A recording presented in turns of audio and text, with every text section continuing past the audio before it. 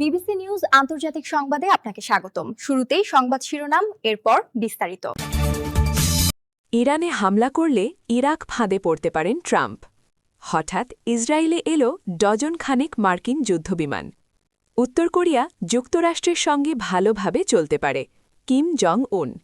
দক্ষিণ কোরিয়াকে সম্পূর্ণ ধ্বংস করার হুমকি দিলেন কিম। এতক্ষণ শুনছিলেন সংবাদ শিরোনাম, এখন বিস্তারিত। আপনি যদি মুসলিমদের পাশে থাকতে চান তাহলে ভিডিওতে লাইক করে চ্যানেলটি অবশ্যই সাবস্ক্রাইব করে দিবেন এবং কমেন্টে জানিয়ে দিবেন আপনার মূল্যবান মতামত। এখন বিস্তারিত। ইরানে হামলা করলে ইরাক ফাঁদে পড়তে পারেন ট্রাম্প। ইরাক যুদ্ধের প্রেক্ষাপটে মার্কিন এস্টাবলিশমেন্ট নেতাদের ওপর জনমানুষের আস্থা চরমভাবে ভেঙে পড়েছিল। সেটি না হলে ডোনাল্ড ট্রাম্প হয়তো কখনোই দেশটির প্রেসিডেন্ট হতে পারতেন না।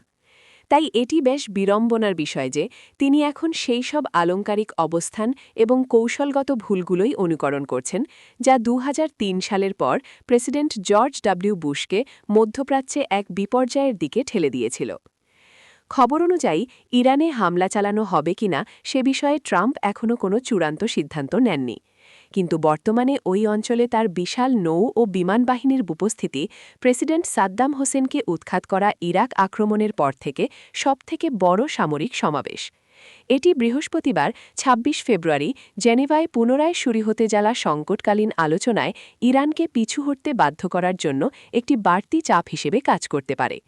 কিন্তু বিশাল কোনো কূটনৈতিক সাফল্য ছাড়া এক রাউন্ড গুলি না চালিয়েই এমন এক বিশাল বাহিনীকে দেশে ফিরিয়ে আনা ট্রাম্পের মর্যাদাকে ক্ষুণ্ণ করবে। ট্রাম্প প্রশাসন গড়ে উঠেছিল মাগা তথা আমেরিকাকে আবার সেরা করার আন্দোলনের ওপর ভিত্তি করে, যাদের বিদেশি যুদ্ধে জড়ানোর প্রতি এক ধরনের চরম অনীহা আছে। সম্ভবত এ কারণেই তারা যে যুদ্ধের হুমকি দিচ্ছে তার পক্ষে এখন পর্যন্ত কোনো সুসংগত যুক্তি তুলে ধরতে পারেনি। হঠাৎ ইসরায়েলে এলো ডজন খানেক মার্কিন যুদ্ধবিমান। মধ্যপ্রাচ্যে ইরানের সঙ্গে বাড়তে থাকা উত্তেজনার মধ্যেই ইসরায়েলের নতুন করে যুদ্ধবিমান মোতায়েন করেছে যুক্তরাষ্ট্র। ইহুদিবাদী ভূখণ্ডটির দক্ষিণাঞ্চলের ওফদা বিমানঘাঁটিতে এগুলো অবস্থান করছে বলে বৃহস্পতিবার ২৬ ফেব্রুয়ারি চীনের একটি স্যাটেলাইট কোম্পানির প্রকাশ করা স্যাটেলাইট ছবিতে দেখা গেছে। চীনা গোয়েন্দা প্রতিষ্ঠান মাইজার ভিশন প্রকাশিত ছবিতে দেখা গেছে ইসরায়েলির ওফদা বিমানঘাঁটিতে অবতরণ করেছে যুক্তরাষ্ট্রের ১১টি অত্যাধুনিক F-22 স্টিলথ যুদ্ধবিমান।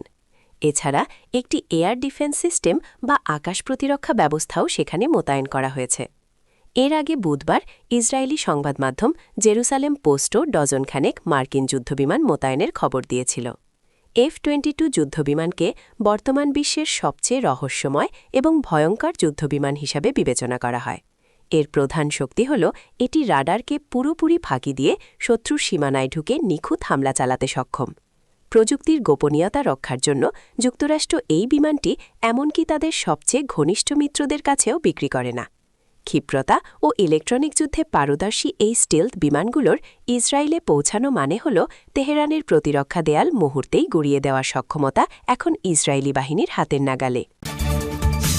উত্তর কোরিয়া যুক্তরাষ্ট্রের সঙ্গে ভালোভাবে চলতে পারে, কিম জং উন। কিম জং উন বলেছেন তার দেশের পারমাণবিক অস্ত্র এবং তাদের কার্যক্ষমতার পরিধি বাড়ানোর ইচ্ছা রয়েছে। তিনি যুক্তরাষ্ট্রকে তার দেশের পারমাণবিক শক্তিকে সম্মান জানাতে আহ্বান জানিয়েছেন, যা একটি বিরল বার্তা হিসেবে বিবেচিত হচ্ছে।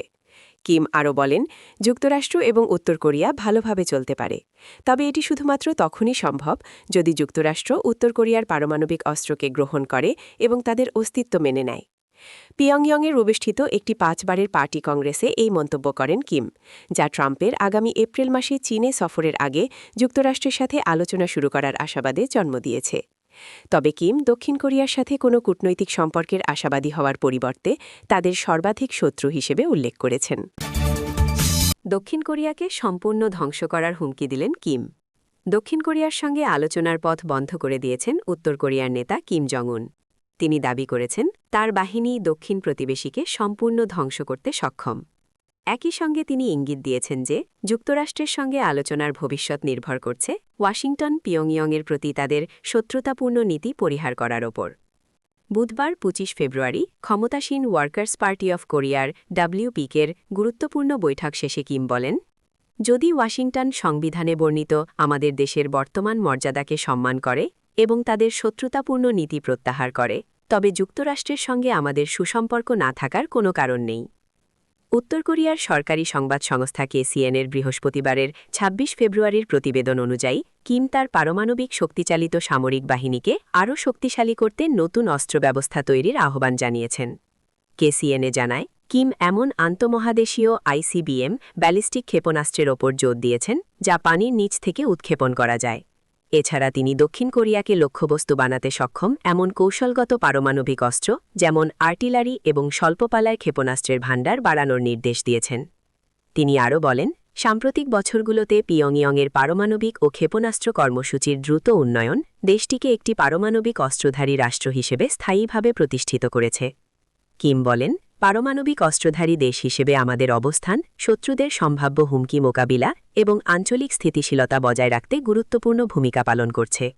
তিনি দেশটির পারমাণবিক অস্ত্রকে জাতীয় নিরাপত্তা ও স্বার্থ রক্ষার নিশ্চয়তা এবং রক্ষাকবচ হিসেবে অভিহিত করেন।